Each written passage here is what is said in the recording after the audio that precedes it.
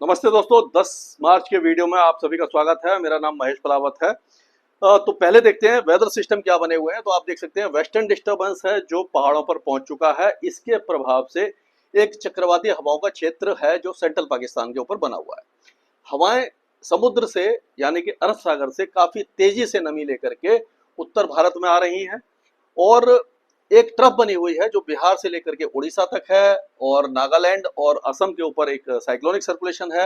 एक ट्रफ मुंबई के आसपास बनी हुई है। तो ये सारे जो वेदर सिस्टम है इनका क्या प्रभाव होगा इस पर चर्चा करेंगे। अब मौसम में भारी बदलाव होने वाला है पूरे भारत में। और एक और अभी सोशल मीडिया पे आपने देखा होगा, इस समय उत्तर भारत सहित दिल्ली एनसीआर में धूल जो है यानी कि धुंध और एक तरह से आप कह सकते हैं हेजीनेस बहुत ज्यादा हो गई है। उसके दो कारण है। एक तो ये नमी बढ़ रही है, जो समुद्र से ये हवाएं आ रही हैं यहाँ से, ये तो यहाँ से घूम के वापस आ रही हैं, लेकिन ये जो हवा है ये राजस्थान वगैरह से होते हुए हरियाणा और दिल्ली तक पहुंच रही हैं। और दूसरा, आपने देखा होगा कि 2 दिन पहले बहुत तेजी से पश्चिमी हवाएं चल रही थी।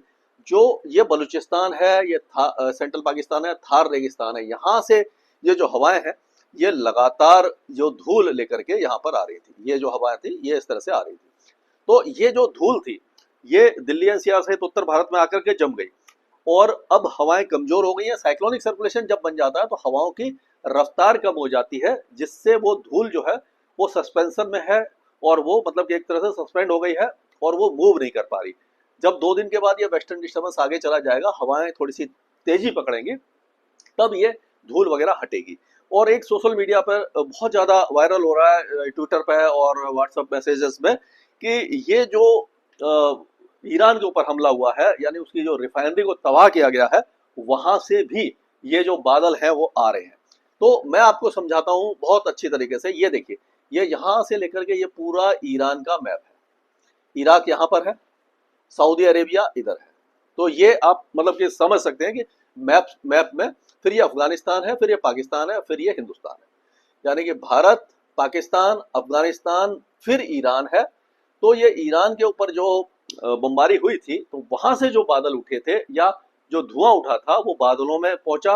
और क्योंकि वेस्टर्न डिस्टर्बेंस का असर ईरान पर दिखाई दे रहा था तो तेहरान पर ये जो एसिड रेन देखने को मिली। लेकिन जो हवाओं का डायरेक्शन है अगर उसको देखा जाए तो ये ईरान है। अगर देखें यहाँ से तो ये डायरेक्शन जो है वो इस तरह से आ रहा है, यानी हवाएं जो ऊपर की दिशा में मतलब कि काफी ऊंचाई पर जो अपर एटमॉस्फेयर में जब धुआं पहुंचता है तो 12 से 15 और 20 हजार की फीट पर इस तरह से हवाएं जा रही हैं।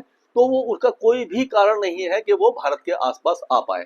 तो इसीलिए ये तजाकिस्तान, तुर्कमेनिस्तान, इन सारे इलाकों में इसका जो असर है वो दिखाई देगा। वैसे भी 2500 से 3000 किलोमीटर की दूरी है यहाँ से भारत तक, तो दिल्ली तक, तो यहाँ पर कोई भी इसका असर दिखाई नहीं देने वाला है। तो ये देखिए वेस्टर्न डिस्टर्बेंस का असर आप देख सकते हैं कि तजाकिस्तान में है, पाकिस्तान के कई इलाकों में है, अफगानिस्तान में है, ये पंजाब प्रांत है पाकिस्तान का, यहाँ पर भी है, ईरान में है और सऊदी अरेबिया के कुछ इलाकों में दिखाई दे रहा है। और ये जम्मू कश्मीर से लेकर के गिलगित बाल्टिस्तान, मुजफ्फराबाद, लद्दाख और हिमाचल के ऊंचे पहाड़ों पर भी दिखाई दे रहा है। पंजाब और हरियाणा में बादल छाए हुए हैं, यहाँ पर कहीं कहीं पर धूल भरी आंधी आ सकती है। ये हुआ। और ये देखिए आप उप हिमालय, पश्चिम बंगाल, नेपाल, तिब्बत और यहाँ पर आप देखिए भूटान के साथ साथ ये आपका जो असम है यहाँ पर भी बादल छाए हुए हैं। और जो अगर आप मैप को ध्यान से देखें तो यहाँ से ये जो नमी वाली हवाएं हैं ये यहाँ पर पहुंच रही है। ये पहुंच रही है उत्तर पूर्वी राज्यों में। काफी दिनों के बाद उत्तर पूर्वी राज्यों में बारिश भी हुई है और तापमान अब बढ़ रहे हैं। अगर देखा जाए तो गुजरात में 41 और 42 डिग्री के तापमान कई इलाके में आ गए हैं। हीट वेव चल रही है। बाड़मेर वगैरह भी काफी ज्यादा गर्म है, राजस्थान में, वहां पर भी हीट वेव चल रही है। दिल्ली में भी 35 से ऊपर का आंकड़ा बना हुआ है, यानी 6 से 7 डिग्री ऊपर तापमान बने हुए हैं। अब मुंबई में भी आपने देखा होगा कि हीट वेव चल रही है, लेकिन 1-2 दिनों के बाद, क्योंकि यहाँ से ये हवाएं जो है वो ये गर्म हवाएं यहाँ से घूम करके मुंबई पर आ रही है। अब धीरे धीरे ये इसका डायरेक्शन चेंज होगा, उसके बाद मुंबई में थोड़ी सी राहत मिलने की संभावना हमें दिखाई दे रही है। तो ये बादल हमने देखे। तो आज का अगर हम वेदर देखते हैं तो आप देखिए, ये जो पहाड़ों पर बारिश की गतिविधियां होंगी, सिक्किम से लेकर के अरुणाचल प्रदेश वगैरह में बारिश होगी।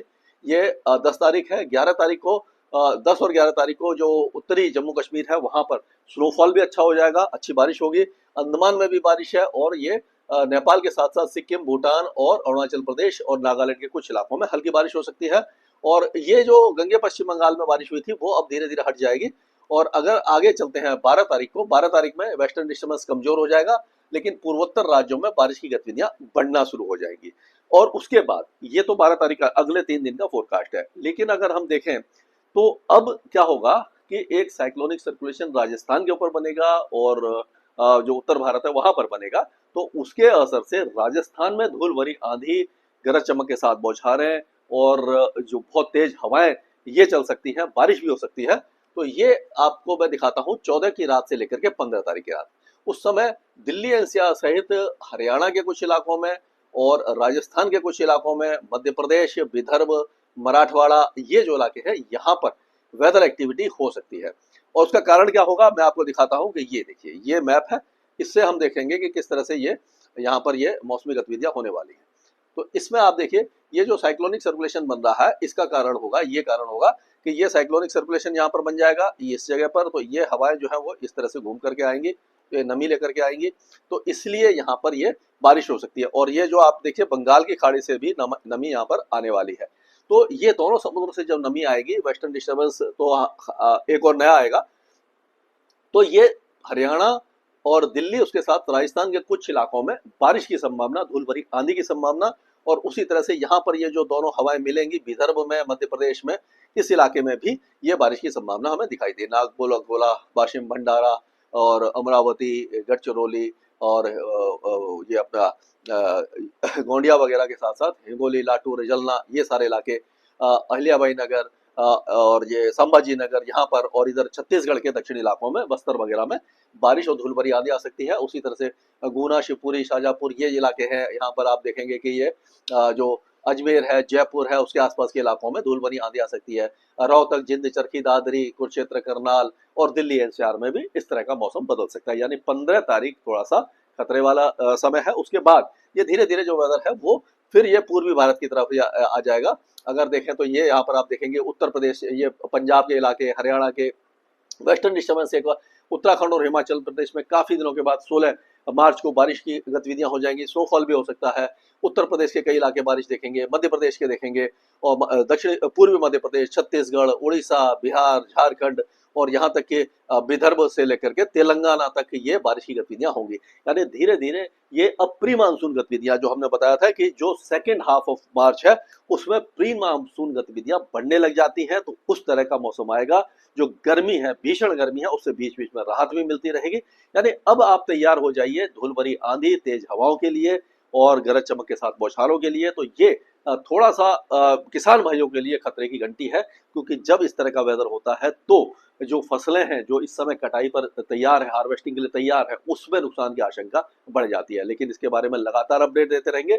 और मैंने इससे पहले एक और वीडियो बनाया है, छोटा वीडियो है, वो आप देख सकते हैं। ईरान के ऊपर जो है, ईरान का जो असर हो रहा है दिल्ली एनसीआर में हो रहा है। और ये जो इस तरह का वेदर जब भी होगा तो मैं ट्वीट करता रहूंगा और नए नए अपडेट देता रहूंगा, जिससे आपको पता लगे कि कितने घंटे बाद कहां पर बारिश होगी या तेज हवाएं चल सकती हैं, जिससे कि आप अपनी तैयारी कर पाए। स्काईमेट वेदर में अभी के लिए इतना है।